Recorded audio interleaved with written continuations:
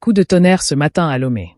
Comme elle l'avait promis, Madame Gnakade a rejoint la rue, aux côtés des Togolais, pour dénoncer la 5e République. Des images circulent déjà. On la voit marcher, suivie par une file de citoyens déterminés. Mais attention, la tension est palpable. Selon nos dernières informations, la ministre serait encerclée par les gendarmes. Une journée historique, un tournant pour la contestation au Togo. Alors, que va-t-il se passer? Restez avec nous. Pas seulement Gnakade. Amron aussi est dans la rue. Le fait qu'Amron ait choisi de sortir avec sa mère a une portée symbolique immense.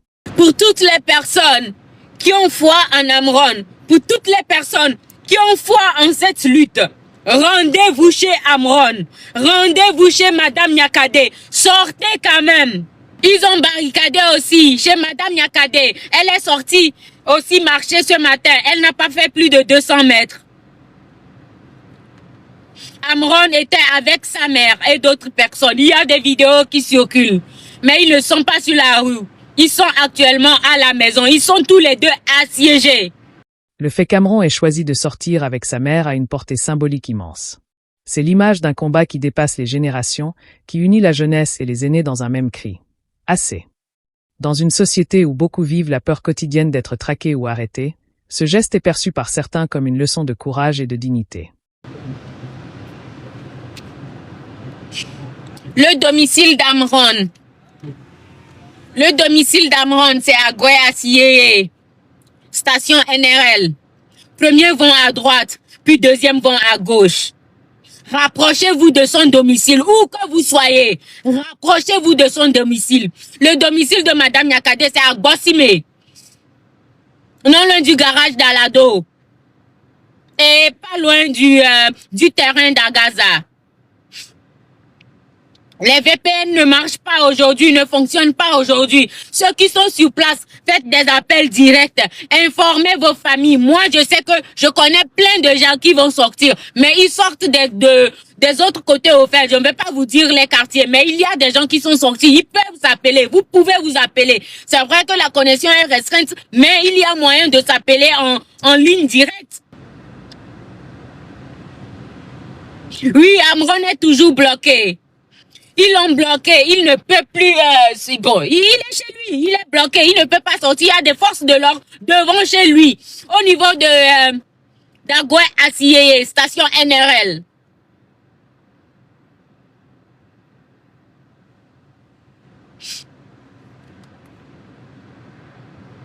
Ils ont barricadé aussi chez Madame Gnakade. Elle est sortie aussi marcher ce matin, elle n'a pas fait plus de 200 mètres. Amron était avec sa mère et d'autres personnes. Il y a des vidéos qui circulent. Mais ils ne sont pas sur la rue. Ils sont actuellement à la maison. Ils sont tous les deux assiégés. Tous.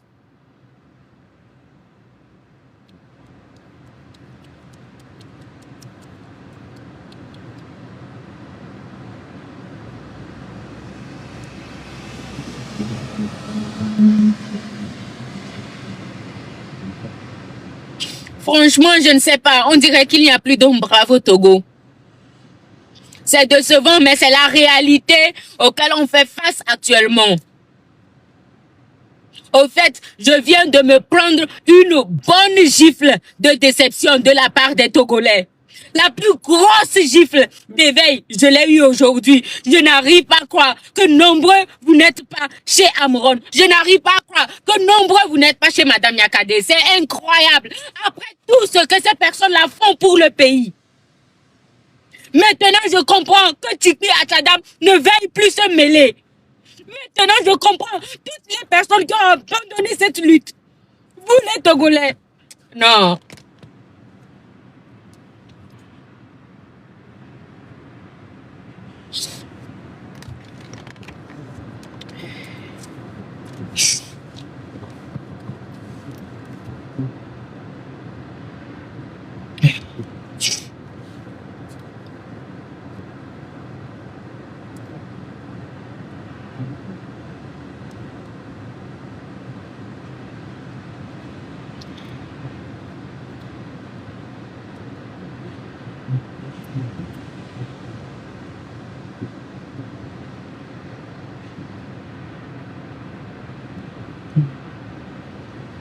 Donc vous allez me dire que Amron avait raison, que s'il ne meurt pas, vous n'allez pas comprendre qu'il s'est sacrifié pour ce pays. Que si sa vie n'est pas enlevée, vous n'allez pas comprendre que c'est un sacrifice et qu'il le fait pour vous.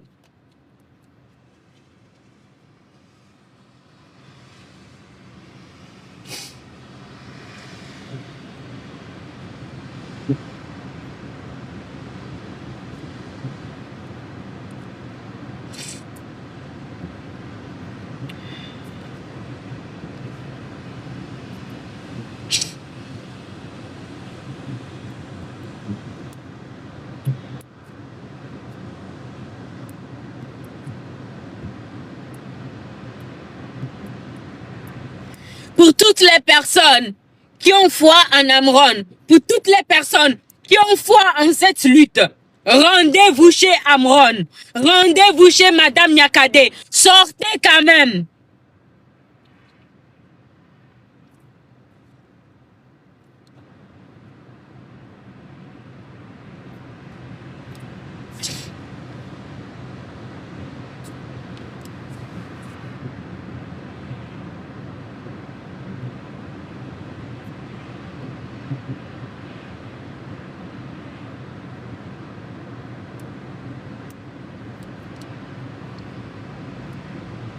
Quelqu'un dit que Madame Nyakade est dans les rues.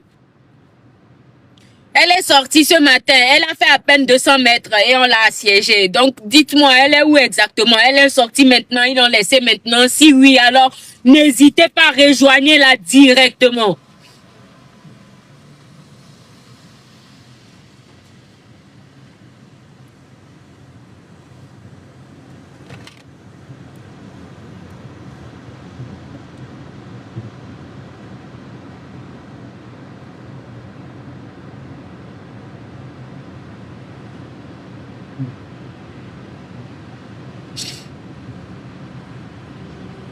Taguez Agbasivi, s'il vous plaît.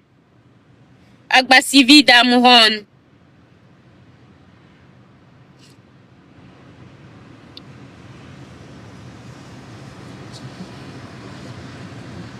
Ceux qui sont sur Togo Commérage, s'il vous plaît, demandez-lui de m'écrire, s'il vous plaît, bombardez-le de messages. Connue pour ses prises de position critiques vis-à-vis du pouvoir de Faure Gnassingbé, Madame Gnakade n'est pas restée dans le silence. Elle a franchi une étape que peu de responsables politiques osent assumer, marcher aux côtés du peuple, les mains nues, dans une manifestation citoyenne. Les vidéos diffusées sur les réseaux sociaux la montrent avançant calmement, suivie par des citoyens en file indienne, symbole d'un mouvement pacifique mais déterminé. Mais cette marche historique n'a pas tardé à susciter une réaction musclée. D'après plusieurs témoignages, la ministre serait actuellement encerclée par des gendarmes. Cette nouvelle a immédiatement enflammé les réseaux sociaux et accentué les inquiétudes autour du respect des libertés fondamentales au Togo. Le pouvoir, déjà critiqué pour la répression des manifestations du 6, 26, 27 et 28 juin dernier, se retrouve à nouveau sous le feu des projecteurs. Beaucoup craignent que cette journée ne débouche sur de nouveaux heurts, malgré l'appel constant des organisateurs à une mobilisation pacifique. La marche de ce 30 août n'est pas anodine. Elle s'inscrit dans un mouvement plus large de rejet de la Ve République, instauré à travers une réforme constitutionnelle largement dénoncée comme un outil de prolongation du pouvoir en place. Les opposants estiment que cette réforme est synonyme de confiscation du pouvoir et de recul démocratique, dans un pays déjà marqué par plus de 50 ans de gouvernance quasi ininterrompue de la même famille. À l'origine, cette mobilisation est portée par le mouvement 66, M66, qui a choisi une stratégie inédite, pas de grands rassemblements, mais une marche dispersée sur les trottoirs, chacun partant de chez lui pour se diriger vers les habitations des responsables politiques. Une approche qui vise à déjouer les interdictions systématiques et la répression violente qui frappe souvent les manifestations au Togo. Aux côtés du M66, d'autres figures de contestation comme Amron et plusieurs leaders politiques ont confirmé leur participation, donnant une dimension plus large à ce mouvement. La présence de Madame Gnakade dans la rue marque un véritable tournant psychologique. Pour une population qui se sentait résignée face à l'impunité et à la répression, voir une ancienne ministre des Armées prendre ce risque envoie un signal fort. Cela pourrait galvaniser une jeunesse de plus en plus connectée et sensible aux appels diffusés via TikTok, Facebook et autres plateformes sociales. Déjà, les mobilisations des 6, 26, 27 et 28 juin derniers avaient donné un aperçu de la détermination populaire mais aussi de la répression implacable. Ce samedi, la situation a atteint un tournant.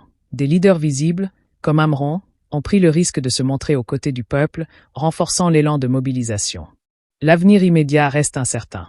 Si la marche se poursuit dans le calme, elle pourrait renforcer la légitimité de la contestation et accroître la pression sur le régime, tant à l'intérieur qu'à l'international.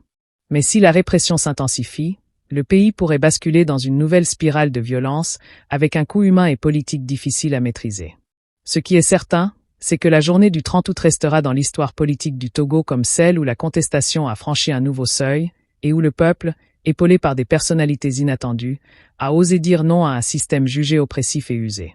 La journée du 30 août, bien que marquée par des interceptions et un dispositif sécuritaire massif, restera comme un tournant. Pourquoi ? Parce qu'elle démontre que la contestation a franchi un nouveau cap. Elle n'est plus seulement portée par des partis d'opposition traditionnels ou des voix isolées, mais par des figures émergentes, des familles, des citoyens ordinaires qui acceptent désormais de s'exposer. Ce basculement est psychologique autant que politique. Il redonne à une partie de la population le sentiment que le changement est possible, même au prix de grands sacrifices. L'avenir de ce mouvement dépendra de deux éléments: la capacité des leaders à garder le cap de la mobilisation pacifique et la réaction du pouvoir, entre ouverture au dialogue ou accentuation de la répression. Quoi qu'il en soit, le 30 août 2025 restera comme une date de référence, un jalon dans la longue lutte des Togolais pour la démocratie, la justice et l'état de droit.